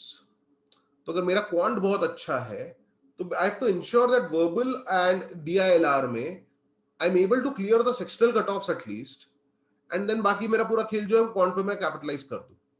So during the exam quant section अगर last में है और quant section के ऊपर मेरा dependence बहुत ज्यादा है, so I basically not get fatigued out at the end of the 2 sections. ठीक है, I go with that attitude कि ये 2 सेक्शन में मेरे को किसी तरह सेक्शनल कट ऑफ क्लियर करना है और क्वांट पे मेरे को कैपिटलाइज करना है. ठीक है. The next skill is obviously maturity and the ability to be always prepared. These are the things that they look for in an excellent manager. ठीक है, तुमको जब कॉल सेंटर से कॉल आते हैं, ठीक है, कि I am calling from blah blah blah bank, हम लोग क्रेडिट कार्ड बेच रहे हैं, ठीक है, या हम लोग ये म्यूचुअल फंड या ये इंश्योरेंस बेच रहे हैं, ठीक है, you would straight away hang up the phone, right? But if you get a call, okay, hello, am I speaking with Mr. Rushabh? I would say, yes. I'm calling from this company. Over the last few days, we have seen that you have been searching for these kind of products more often. ठीक है, let us say insurance का ये तुम health insurance का ये ढूंढ रहे हो, तुम कोरोना कवच ढूंढ रहे हो, तुम कोरोना रक्षक ढूंढ रहे हो, तो we are offering that kind of a policy, and इसमें this is how we differentiate. So obviously if it's a good manager, ठीक है, a good person would basically study the client very well, and he would have the maturity to pitch the right things at the right time. ठीक है. So cat में भी लगभग ऐसा ही हिसाब है यार, मतलब they would assess the skill. Quant में specifically, if I talk about, so person who scores well in quant is not the person जो ऐसा रातों रात तोड़फोड़ कर दिया उसने. He's a person who's really really prepared. वो काफी टाइम से प्रिपेयर भी कर रहा है, ठीक है, and he really knows which are the type of questions that he is good at. I've mentioned this earlier that CAT is a skill based exam, unlike जो कॉलेज की एग्जाम्स तुम लोग आज तक लिखते आए हो which are knowledge based. CAT is a skill based exam, and skill based exam ये रातों रात पढ़ के नहीं होता है. ठीक है, मेरे डैड मेरे को बीच में बोल रहे थे यार ये लॉकडाउन में ना I've gained a lot of weight. ठीक है, तो बोला काफी मोटा हो गया तू. बोला हाँ डैड, अभी एक बार वो सब क्लियर हो जाएगा ना, तो उसमें उसके बाद में एक आध दिन जिम चला जाऊंगा. ठीक है, तो एक दिन में मैं रिड्यूस कर दूंगा. ठीक है, कोई कोई सेंस लग रही है इस बात में? नहीं है ना? So it's something similar to CAT. College की एग्जाम्स अपन एक रात पहले निकाल लेते हैं. तुमको बोलता हूँ कि भैया 5 किलो वेट रिड्यूस करके बताओ, तुम 24 घंटा जिम में जाके 5 किलो वेट रिड्यूस नहीं कर सकते हो, right? It is a process. So verbal DILR, they are part of a process. Conditioning लगती है, हर किसी को लगती है. If you are mature enough to realise it today, good. If you are not mature enough, कोई बात नहीं. तुमको आज कोई तकलीफ नहीं है, तुमको 2 साल बाद तकलीफ होगी, जब तुम किसी ऐसे कॉलेज में होंगे जहां पे प्लेसमेंट तुम्हारा 6 लाख का पैकेज लगेगा, तुम्हारे दोस्त का 18 लाख का लगेगा, क्योंकि वो अच्छे कॉलेज में. उसके बाद ले देके तुम सेम कंपनी में ज्वाइन करोगे, तुम्हारे दोस्त की बात सुनी जाएगी, तुमको बोलेंगे औकात में रहो, राइट? लाइफ में ये वाली अपॉर्चुनिटीज बहुत कम बार मिलती है, और and these are some significant opportunities यार. अभी कैट वाला दिन, इट इज इंपॉर्टेंट. ठीक है, I am trying to tell this to people who are really complacent about it. ठीक है, ये वाला टाइम तुमको थोड़ा अच्छे से यूटिलाइज करना है यार. यहाँ पर तुमको मैच्योरिटी दिखाने की बहुत ज्यादा जरूरत है. तुम इनमें से कौन से कैटेगरी को बिलोंग करोगे, जिंदगी भर के लिए तुम कौन सा नेम, तुम कौन से, तुम किस चीज से जाने जाओगे, ये अगले 2 महीने डिसाइड करने वाले हैं. अभी तुमको वो प्रायोरिटीज अपने हिसाब से सेट करनी है कि बॉस मेरे लिए मेरा मेरा मॉक कैट का स्कोर यहाँ पर इंप्रूव करना है मुझे. अगर let us say I am not so good with geometry, so आज मेरे को बैठ के ज्योमेट्री पढ़ना है या आज मुझे IPL का मैच देखना है. ठीक है, these are small decisions that you have to take daily. If you have to look at the larger picture, छोटी छोटी चीजें अपनी डेली रूटीन में अपने को ये वाले डिसीजन लेने पड़ेंगे. आज तुम ये कौन से वाले डिसीजन में तुम्हारे क्या चॉइस तुम लेते हो, उसके ऊपर तुम्हारी आगे की जिंदगी डिपेंड करती है. एंड आई एम सेइंग कि बॉस किसी को बहुत ज्यादा फर्क नहीं पड़ता तुम कैसी लाइफ जीते हो. ठीक है, a person who belongs to this category, where he is just an execution वाला guy. Unfortunately, अगर कुछ करके वो IIM पहुंच जाता है तो वहां पे वैसे भी सर्वाइव नहीं कर पाएगा. So if you are not this person, then don't have those dreams ना. तुम अगर ऐसे इंसान हो तो बोलता है कि सर अरे हमको तो बताया ही नहीं कि क्या करना है, तो हमको कैसे पता चलेगा. तो ठीक है, तुमको ऐसे ही जॉब मिलेगा जहां पे तुमको हर चीज बताई जाएगी, तो फिर खुद का दिमाग मत लगाना. Right. So that's about the maturity quotient. ठीक है, if you are really mature, तुमको फिलहाल टाइम मैनेजमेंट उसके हिसाब से करना है. देखो यार, अल्टीमेटली मेरा एक फिलॉसफी है कि तुम जो भी करते हो, you earn something out of it. ठीक है, either you earn respect or you earn an excuse. The choice is yours. ठीक है, कि तुम आज तुम्हारा प्रिपरेशन तुम कैसा कर रहे हो, उसमें तुम्हारे पास दुनिया भर के एक्सक्यूजेस होंगे कि अरे सर 2020 में सर कोरोना था, लॉकडाउन था, घर पे नेट का स्पीड नहीं था. ये सारी चीजें एक्सक्यूजेस रहेगी. तुम्हारे अकेले के साथ नहीं हो रही होगी, दूसरों के साथ भी हो रही है. उसके बाद भी there are people who would make it to good colleges. ठीक, something that we already know, everyone knows these things यार. मतलब मेरे को बार बार ये चीज बोलने में बुरा लगता है, बट देन ये वाली मेच्योरिटी लाने की बहुत ज्यादा जरूरत है फिलहाल. If you think you are a person कि सर मैं आज तक एग्जीक्यूशन वाले कैटेगरी में था, अब मुझे बनना है सर मैनेजर, तो प्रूव करो ना. 2 महीने का टाइम है अभी भी. अब प्रूव करो, अब उतनी सिंसियरिटी दिखाओ, अब उतनी मेच्योरिटी दिखाओ. तुमको ये वाला अपॉर्चुनिटी मिल रहा है. बहुत लोगों को ऐसा अपॉर्चुनिटी मिलता भी नहीं है. सो prove your metal, make it into good college. उसके बाद वहां से तुम्हारी कंडीशनिंग कैसी होगी वो तो कॉलेज कर ही लेगा. Right. So coming back to the Excel sheet, जो जैसे मैं बता रहा था, 80 80 80 पे 83 परसेंटाइल बनता है, 90 90 90 पे 93 के आसपास परसेंटाइल बनता है.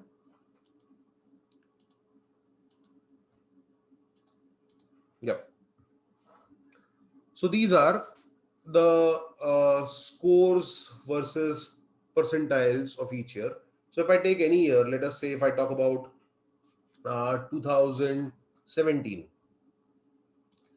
so 80 percentile verbal में VARC में was at 46 का score. 46 plus 32 is 78. 78 plus 21 close to 100. ठीक है, close to 100 पे परसेंटाइल चेक करो. ओवरऑल में इट इज क्लोज टू 84. ठीक है, किसी भी साल का तुम 90 परसेंटाइल चेक कर लो. तीनों सेक्शन में अगर तुम्हारा 90 90 90 है तो ओवरऑल 93 के आसपास आएगा. तीनों सेक्शन में 98 98 98 है, ओवरऑल 99.25 के आसपास आएगा. ठीक है, ये वाली चीज तो तय है. नाउ बोला सर ये तो सब आपने बताया, वो वाली चीज है. ठीक है, मतलब अब हम क्या करें वो बताओ. So the plan of action is simple. The first thing जो मैंने मैसेज भी किया है, but unfortunately very few people have actually reverted saying that we have accomplished that task. ठीक है, and which is why I was talking about maturity.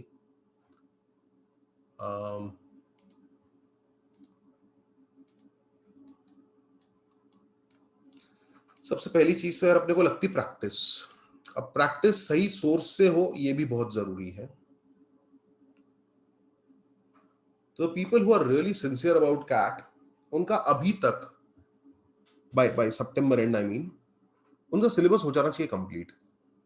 ठीक है, अब कुछ लोगों ने बहुत लेट ज्वाइन किया कैट के क्लासेस वासेस. ठीक है यार, मतलब तुमने उस वक्त मेच्योरिटी नहीं दिखाई तो तुमको अभी दिखानी पड़ेगी. Get done with the syllabus as soon as possible. But ideal case scenario में अब तक के सबका सिलेबस कंप्लीट हो जाना चाहिए. तो people who are in the race, ठीक है, for the top bracket B schools, तुम्हारा सिलेबस अब तक के शायद खत्म हो चुका है. ठीक है, so now all you need to do is take as many test as possible.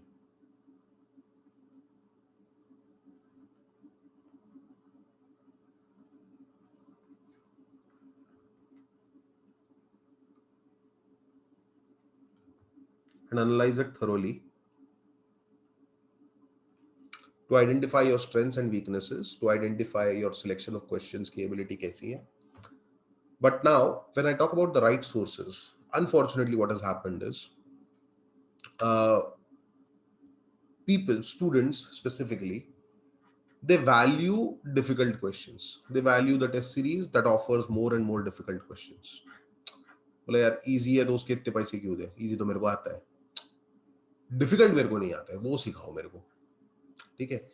So which is Y obviously जितने भी कैट ट्रेनिंग इंस्टीट्यूट है, जितनी टेस्ट सीरीज है, ठीक है, they go a little bit overboard, and they set tests which are generally have questions which are very different from CAT, and I'm talking about national level institutes.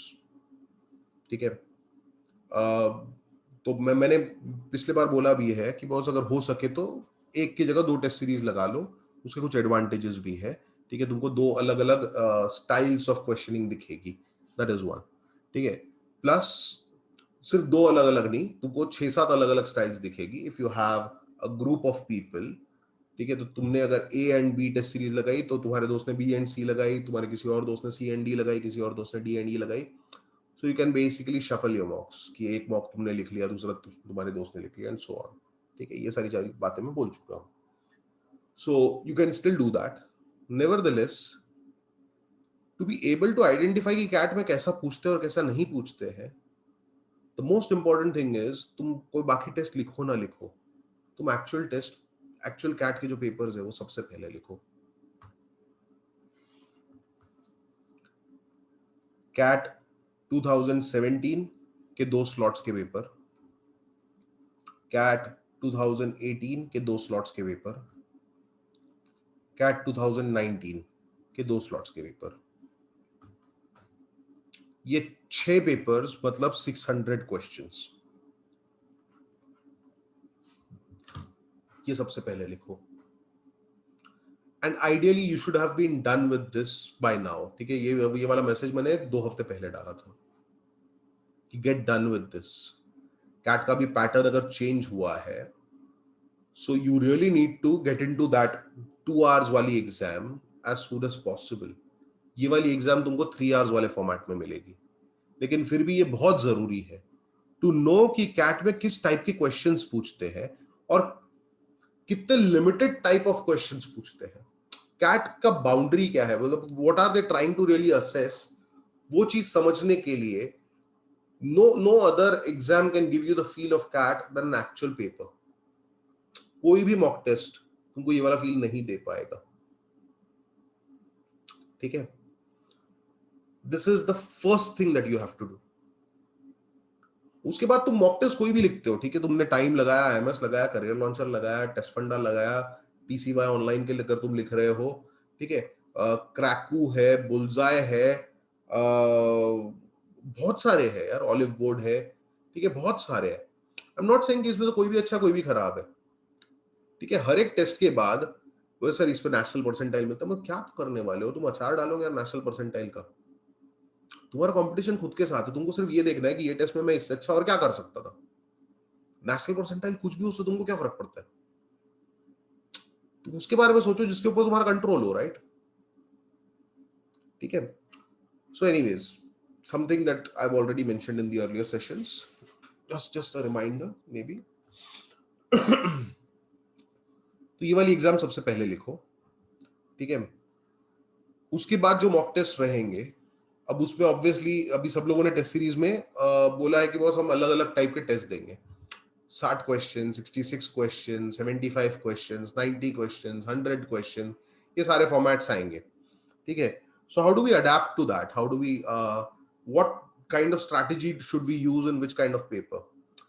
Few things remain the same. यार exam में 10 question आए, 50 question आए या 1000 question आए, ठीक है, जो easy question है उसमें मुझे 2 मिनट लगते हैं. तो तुमने अगर 10 मिनट का एग्जाम रखा तो मैं 5 ही क्वेश्चन सॉल्व करने वाला हूं. अब तुम क्वेश्चंस कितने भी रखो उससे मेरे को क्या फर्क पड़ता है? ठीक है, मार्जिनली फर्क पड़ता है, because ideally I would want to go through all the questions to identify the 5 questions that I will be solving. ठीक है, nevertheless I can tell you a few things. If there are more questions in the exam, I generally find it better. ठीक है, so अगर exam में 20 questions हो, I would prefer कि उसकी जगह अगर 30 क्वेश्चंस हो. ठीक है, बिकॉज ले देके if I talk about quant section, close to 40 to 50% of the questions are easy. ठीक है, close to again 30 to 40%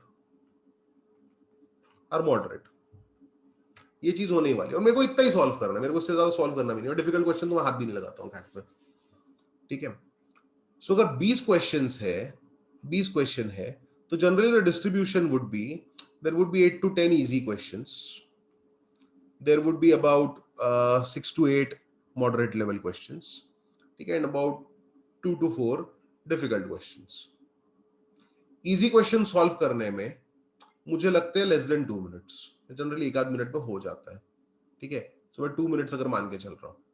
moderate question solve करने में मुझे 3 minutes ऑन एन एवरेज लगते हैं। ठीक है, 3.5 minutes। डिफिकल्ट क्वेश्चन मैं स्किप करने वाला हूँ, बट हर एक क्वेश्चन रीड करने के लिए मुझे 30 seconds लगते हैं to take that call whether I have to solve it और नॉट। इजी क्वेश्चन मैं रीड करके उसी वक्त सॉल्व कर लेता हूँ। जो मीडियम क्वेश्चन है I target for review and I mark it for review, and difficult question I click on next, मतलब बाय डिफॉल्ट मैं स्किप करता हूँ। तो इजी क्वेश्चन मेरा इफेक्टिवली 2 मिनट में हो जाता है, मीडियम क्वेश्चन मेरा 3 minutes and 30 seconds में होता है। सो डिफिकल्ट क्वेश्चन में मेरे को 30 seconds लगते हैं उसको छोड़ने के लिए, राइट। सो अगर 20 क्वेश्चंस है, देन आई टेक 10 minutes, जो 30 seconds का हिसाब है। ठीक है, इनफैक्ट 10 minutes को हटाते हैं अपन। सो let us say I tell you a distribution of 10, 8 and 2, अगर ऐसा वाला एग्जाम। ठीक है, so 10 easy questions takes me 20 minutes, 8 moderate level questions, so उसके 24 minutes, एंड 2 डिफिकल्ट क्वेश्चंस, उसको मेरे को छोड़ना है।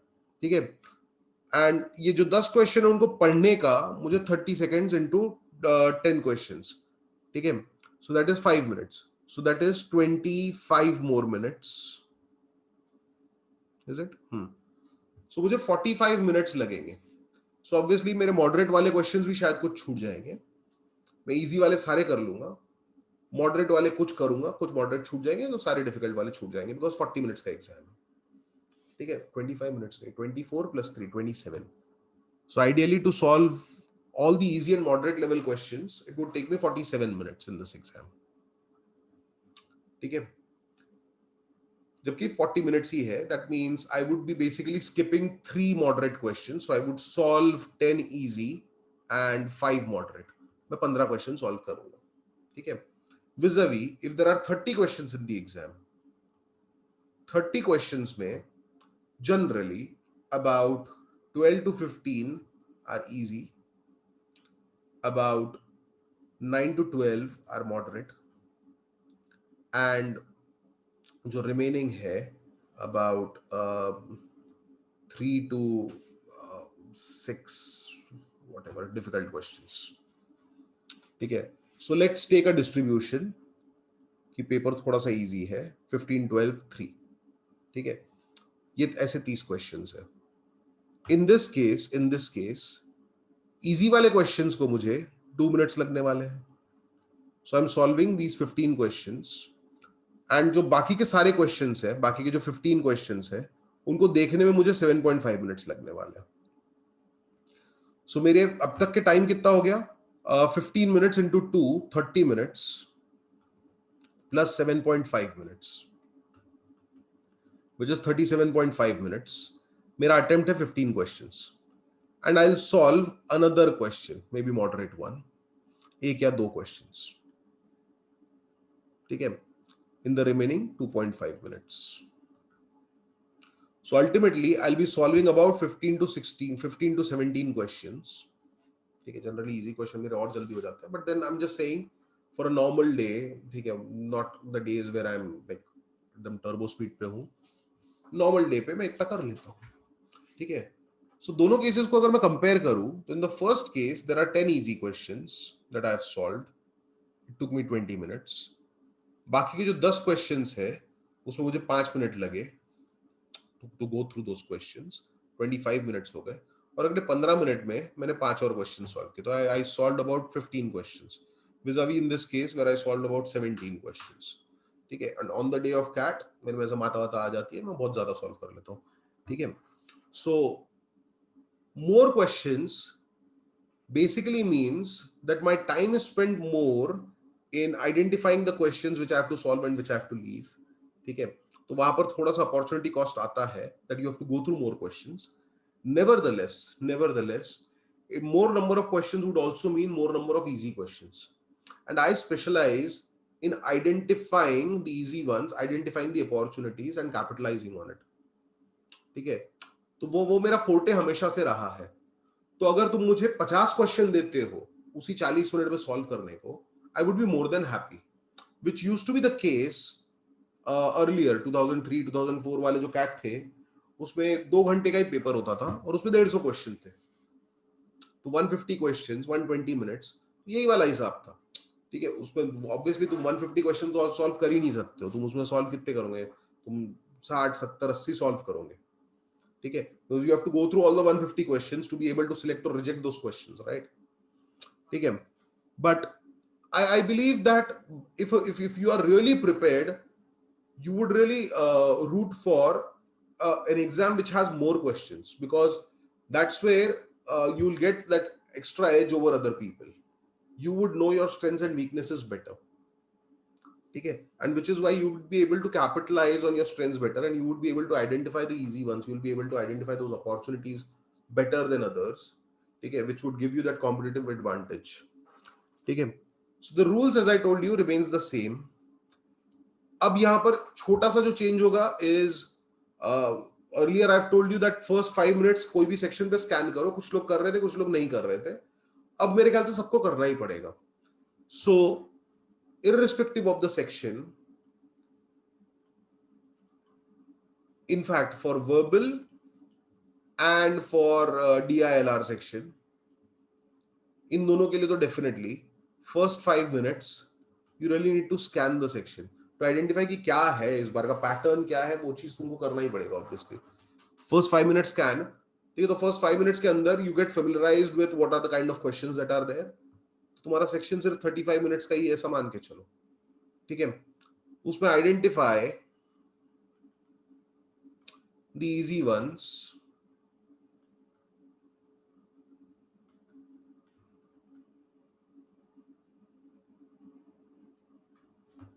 and solve it very fast. जो फेमिलियर है उसको फटाफट सॉल्व करो. ठीक है, बाय दी अभी अगला 1 महीना तुम जब मॉक टेस्ट लिखते हो तो मॉक टेस्ट में एक चीज करो. जब तुम किसी पैसेज को देखते हो, पैसेज और उसके क्वेश्चंस, ठीक है, एक पैसेज जिसमें 4 क्वेश्चन है, 5 क्वेश्चन है, ठीक है, डिपेंडिंग कि कैसा है, मतलब कौन सा मॉक लिख रहे हो और कितना डिफिकल्ट उन्होंने बनाया है. ठीक है, टेक अ जजमेंट कॉल कि ये वाला जो पैसेज है ये 6 मिनट वाला है, ये वाला पैसेज 7 मिनट वाला है, ये 8 मिनट वाला है, and see how much you can adhere to those timelines that you set for yourselves. CAT वाले दिन तुमको यही करना पड़ेगा boss. We'll take a call based on ये वाला 6 मिनट वाला सेट है, ऐसे वाले टाइप ऑफ क्वेश्चंस में मेरी एक्यूरेसी 70% है. ये वाला 8 मिनट वाला सेट है लेकिन यहां पर मेरी एक्यूरेसी 85% है, तो I would rather do the 8 minute वाला पैसेज फर्स्ट. ठीक है, व्हाटएवर. ठीक है, you have to identify what works for you, what doesn't, but you have to start making those predictions and you have to start setting those time targets for yourself during the test. ये चीज अब तक के अगर नहीं की है तो अब से करना चालू करो सबसे पहले तो. ठीक है, DILR में ये वाला जो सेट दिख रहा है इसको मैं 8 मिनट दूंगा. 8 मिनट अगर दे दिए तो उसके बाद डोंट पुश योरसेल्फ. 8 मिनट हो गए ना, कुछ नहीं हुआ ना, छोड़ दो. Have the courage to leave a set. It's going to be very important. That ability takes you a long way. कि कोई चीज अगर नहीं आ रही है तुम उसको छोड़ पाते हो या नहीं, would create a lot of difference. CAT वाले दिन पहला सेट अगर तुमने उठाया और वो तुमने अगर गलत सेट उठा लिया, या तुमने ऐसा बोला कि बस ये तो इजी था, अब मैंने सॉल्व करना चालू किया, अब मैं फंस गया इसमें, उससे निकलना बहुत जरूरी है बॉस. ठीक है। क्वांट में पहला 5 मिनट स्कैन शायद तुम ना करो, क्वांट में you go with the same thing that we have been doing so far. ठीक है, you look at the question, ठीक है, यू आंसर दोस 3 क्वेश्चंस फटाफट within like 5 seconds. Is this a familiar type? If yes, do you know what is to be done? ठीक है, if yes, uh, can it be done in 2 minutes? If yes, solve it right away. If it is a familiar type, you know what is to be done, but it cannot be solved in 2 minutes. इसको थोड़ा time लगने वाला है, moderate. तो tag it, mark it for review. ठीक है, come back to it later. If it is a familiar type, ऐसा देखा देखा सा है, you have no idea what is to be done. Simply skip it. If it is not a familiar type, question समझा ही नहीं कि क्या है, skip it.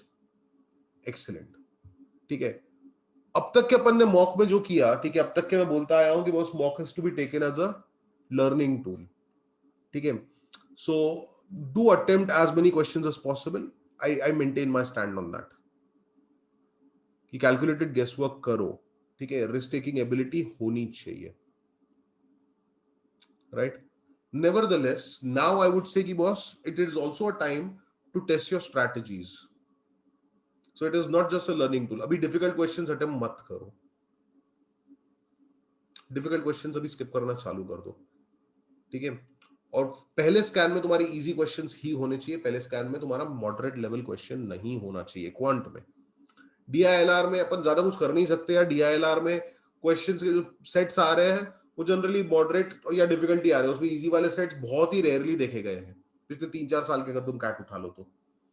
ठीक है, तो वहां पर तुम्हारा डिफिकल्ट वाले कोई सेट्स छूटना ये बहुत जरूरी है कि तुम्हारा सिलेक्शन ऑफ क्वेश्चंस कैसा है।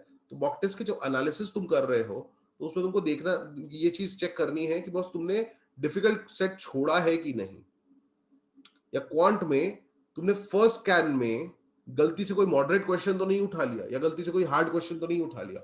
इसलिए एनालिसिस उसी वक्त करो। ठीक है, now I was I had an interaction with a few students who told me कि सर अभी फिलहाल बहुत ज्यादा हेक्टिक चल रहा है शेड्यूल, सो अभी now how do we do a lot of smart work. ठीक है, उतना टाइम अब नहीं दे पा रहे। तो एक चीज समझो यार, एनालिसिस में अपना सबसे ज्यादा टाइम, एनालिसिस बोलो या प्रिपरेशन बोलो, ठीक है, मैक्सिमम अमाउंट ऑफ टाइम हम लोग क्या कर रहे होते हैं, we focus on difficult questions. तो पूरा टाइम फोकस यही होता है कि ये वाला क्वेश्चन है यार, ये लेंदी है, इसको इसको ये इतना टाइम लग रहा है। ठीक है, या ट्रिकी पैसेज है, या डिफिकल्ट क्वेश्चन है, या डिफिकल्ट सेट है। ठीक है, उसी में अपना ज्यादातर टाइम जाता है। मैंने उनको बोला है, ठीक है, अब ये वाली चीज मैं सिर्फ उनको बोल रहा हूँ जिनके पास अभी टाइम की कमी है। ठीक है, बाकी के लोग यार बोले सर इतना काम रहता है दिन में, अब मैं दिन में सर 6 घंटा तो सर आईपीएल चलता है, तो थोड़ा बलिदान दो यार, जरूरी है अभी। ठीक है, बट उनको मैंने बोला कि एक काम करो यार, सबसे पहले तो तुम्हारा टाइम मैं रिड्यूस कर देता हूँ, हाफ से भी कम कर देता हूँ, इसके ऊपर से फोकस हटाओ।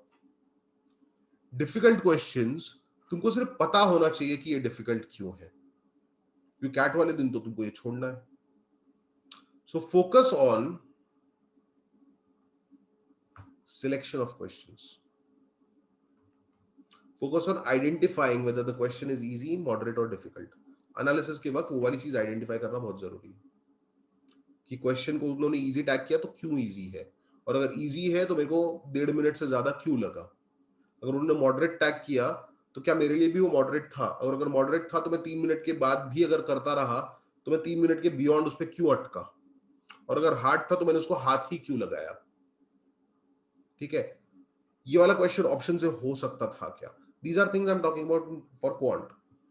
ठीक है, डीआईएलआर के लिए मैं जनरली बोलता हूं कि बॉस आइडेंटिफाई, एनालिसिस के वक्त आइडेंटिफाई कि तुमने सबसे पहले तो कौन से सेट से शुरुआत की, क्या वो सेट पूरे उसमें कैटेगरी में सबसे इजी था, अगर नहीं था तो वहां पे तुम गलती कर रहे हो।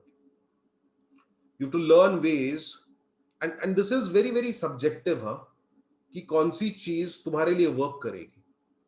What is not subjective is कौन सा सेट इजी था, कौन सा मॉडरेट था, कौन सा डिफिकल्ट था, ये चीज डिफाइंड होती है, और ये लगभग सबके लिए सेम ही होती है। But what are the things that work for you, to give you those cues to identify whether a set is easy, moderate or difficult. Is it the language? Is it the length of the questions? ठीक है, ये चीज क्या है, ये चीज figure out करो खुद के लिए, और उसमें अगर तुम्हारे कुछ भ्रम होंगे तो वो क्लेरिफाई करो. कि काफी बार ऐसा भी होता है कि बहुत लंबा जो ये है सेट है जिसमें बहुत सारा डेटा दिया है, at times it qualifies as easy. जिसमें कम डेटा दिया है वो जनरली डिफिकल्ट होता है. तो कम डेटा है और क्वेश्चन में इफ वाले क्वेश्चन है तो ऑब्वियसली समझ में आती है ना बात. ये तो कॉमन सेंस है कि ये वाला टाइम कंज्यूमिंग है, हर एक क्वेश्चन के लिए अलग से सॉल्व करना पड़ेगा. ये वाली चीजों की लिस्ट मैं तुमको नहीं दूंगा यार. You need to figure it out for yourselves. मैंने लिस्ट दे दी तो यार लिस्ट पे 10 में से 8 चीज अगर तुमको पता है, you'll be fine with it. I don't want you to be fine with it. तुमको 10 की 10 चीजें पता होनी चाहिए कि क्या क्या करना चाहिए to identify whether a set is easy, medium or difficult. Okay, interestingly, now that there's a pattern change in CAT, now there are a few things that they can really do. ठीक है, अगर उनको ज्यादा questions रखने हैं, जैसे 150 questions जब हुआ करते थे, 120 मिनट्स 150 क्वेश्चंस, प्रैक्टिकली इम्पॉसिबल. फिर भी उस वक्त के लोगों के तुम स्कोर्स देखोगे, तोड़फोड़ स्कोर्स होते थे. तो कैट क्या क्या कर सकता है, क्या क्या कर सकता है. सो 150 क्वेश्चंस जब होते थे उस वक्त तो यार तुम 2003 या उसके पहले के कैट के पेपर्स अगर तुम निकाल के देखोगे, तुमको एक चीज दिखेगी यार, क्वांट में भी सेट आते थे. तो 4 क्वेश्चंस का सेट क्वांट पे, 3 क्वेश्चन का, 2 क्वेश्चन के सेट्स बहुत भर भरा के रहते थे. जैसे एक सेट ऐसा नहीं है, 50 क्वेश्चन उसमें 20 क्वेश्चन सेट वाले होते थे. ठीक है, तो एक क्वेश्चन तुमने सॉल्व कर दिया तो दूसरे क्वेश्चन, पहले क्वेश्चन में 5 मिनट लगे तो दूसरे क्वेश्चन में 2 मिनट लगेंगे. वैसा तो 5 मिनट लगने नहीं चाहिए, बट पहले क्वेश्चन में अगर 2 मिनट लगा तो दूसरा क्वेश्चन 1 मिनट के अंदर हो जाएगा. काफी सारी चीजें तुम्हारी सॉल्व हो चुकी है. पैसेजेस आरसी 12 क्वेश्चन का भी पैसेज देख चुका हूं मैं. अर्ली 90s के जो तुम कैट देखोगे तो उसमें उस वक्त तो खैर 3.5 पेज का A4 साइज, 3.5 पेज के पैसेज भी रहते थे, लेकिन उसके ऊपर एक साथ 12 questions. So they can still do that. They can still maintain a 34, 32 and a 34. They can still do that. हो सकता है उनके पेपर बन गए ऑलरेडी, अभी उसमें वो सिर्फ टाइम चेंज करेंगे और वही वाला पेपर तुमको चिपका देंगे. कोई प्रॉब्लम नहीं है यार. अगर ऐसा वाला हिसाब है ना, तो पहले अगर मैं तुमको बोल रहा था that if your target was 150, ठीक है, लेट अस से you were targeting a 99 percentile, तो 99 परसेंटाइल 150 156 के आसपास, ठीक है, 150 पे अगर आ रहा है, ठीक है, नाउ इंस्टेड ऑफ 3 आवर्स अगर ये 2 आवर्स हो गया तो अब ये 100 नहीं होगा, ये होगा 115 के आसपास. क्यों? फर्स्ट स्कैन में तुम इजी क्वेश्चंस करने वाले हो, सेकंड स्कैन में तुम मीडियम वाले क्वेश्चंस करने वाले हो. इजी क्वेश्चन अगर 1 मिनट लेता है, मीडियम वाले 2 मिनट लेता है, मार्क्स दोनों के सेम है. ठीक है, तो अब हिसाब बड़ा सिंपल सा है कि अगर इजी वाले questions they contribute to, let us say 60 minutes का है, 60 मिनट्स में 34 क्वेश्चंस, ठीक है. I'll talk in terms of quant as of now because it is easier to talk, it's more convenient क्योंकि independent questions होते हैं. तो 60 मिनट्स में 34 क्वेश्चंस अगर है तो उसमें से अगर लेट अस से तुम 25 सॉल्व करने वाले थे 60 मिनट्स में, ठीक है, तो 25 में से तुम्हारे जो 20 क्वेश्चंस है वो सॉल्व करने के लिए तुमको लगते 40 मिनट, और अगले 5 क्वेश्चन सॉल्व करने के लिए तुमको अगले 20 मिनट लगते थे. तो मॉडरेट वाले जो क्वेश्चंस थे वो बहुत ज्यादा टाइम खा रहे थे. ठीक है, सो 40 मिनट्स में you are solving let us say, ठीक है, if not 20, 18 questions, and remaining 20 minutes में you were solving let us say 7 questions.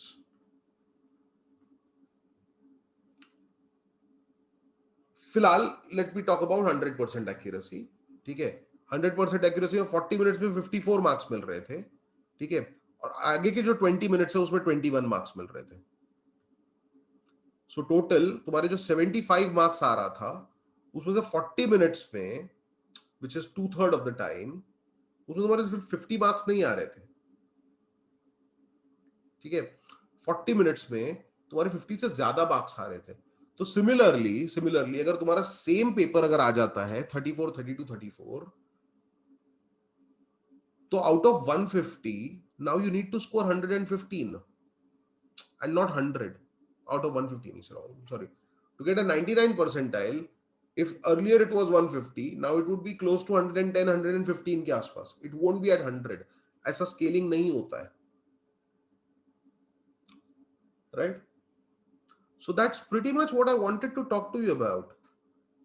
कि देखो एग्जाम का पैटर्न अपने को नहीं पता, लेकिन अपने को कुछ जो फंडामेंटल्स है वो अपने को पता है कि इजी क्वेश्चंस पहले सॉल्व करने, मॉडरेट उसके बाद, और डिफिकल्ट वाले उसके बाद. इजी क्वेश्चन सॉल्व करने को इतना टाइम लगता है, मॉडरेट को इतना टाइम लगता है, हार्ड वाले तो वैसे भी छोड़ने होते हैं. ठीक है. हाँ, ऑब्वियसली अभी अगर तुमको 34 क्वेश्चंस अगर देने हैं, and if CAT really wants people to really score high, because obviously जब कट ऑफ बहुत कम रहते हैं तो उस वक्त it is more difficult to discriminate between the categories that I was talking about. ठीक है. If they really want to discriminate a 99 from a 98, उनको जो जो पेपर है वो थोड़ा सा इजी निकालना पड़ेगा ताकि वहां पे वैरायटी ऑफ स्कोर हो. There has to be a person who is at 115, there should be a person who is at 114, 113. तो ऐसे रेंज उनके पास ज्यादा होनी चाहिए आइडियली. ठीक है. सो वो वाली चीज, anyways what was the point that I was trying to make, I forgot, I lost it. Anyways ठीक है. So that was pretty much what I wanted to talk to you about. इसके ऊपर अभी किसी को अगर डाउट्स है तो please raise hand.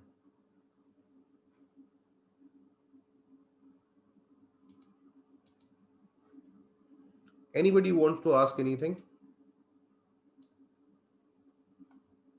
No. Good. Chalo, done then. I'll be sharing the recording of this video as well. ठीक है. As I told you, फिलहाल अपनी प्रायोरिटीज, सबसे पहली प्रायोरिटी अपनी है कि अपन एक्चुअल कैट फटाफट खत्म करें. If I have to set those deadlines for you, then the deadlines are simple. By October 10th,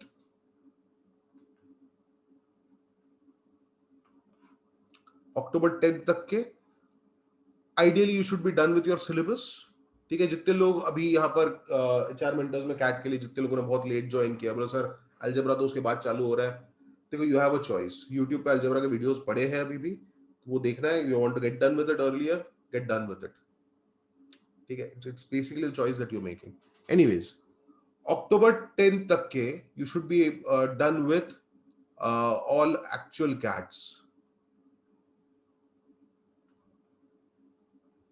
of last 3 years. ठीक है. और उसके बाद से तुम्हारे बाकी के सारे मॉक्स तुमको चालू कर देने हैं. ठीक है. +1 नहीं, +2 मॉक कैट्स. मॉक कैट का शेड्यूल को इसके वजह से मत हिलाओ. मॉक कैट जो हर हफ्ते एक एक तुम लिख रहे हो वो लिखते रहो. ठीक है. This is the deadline till October 10.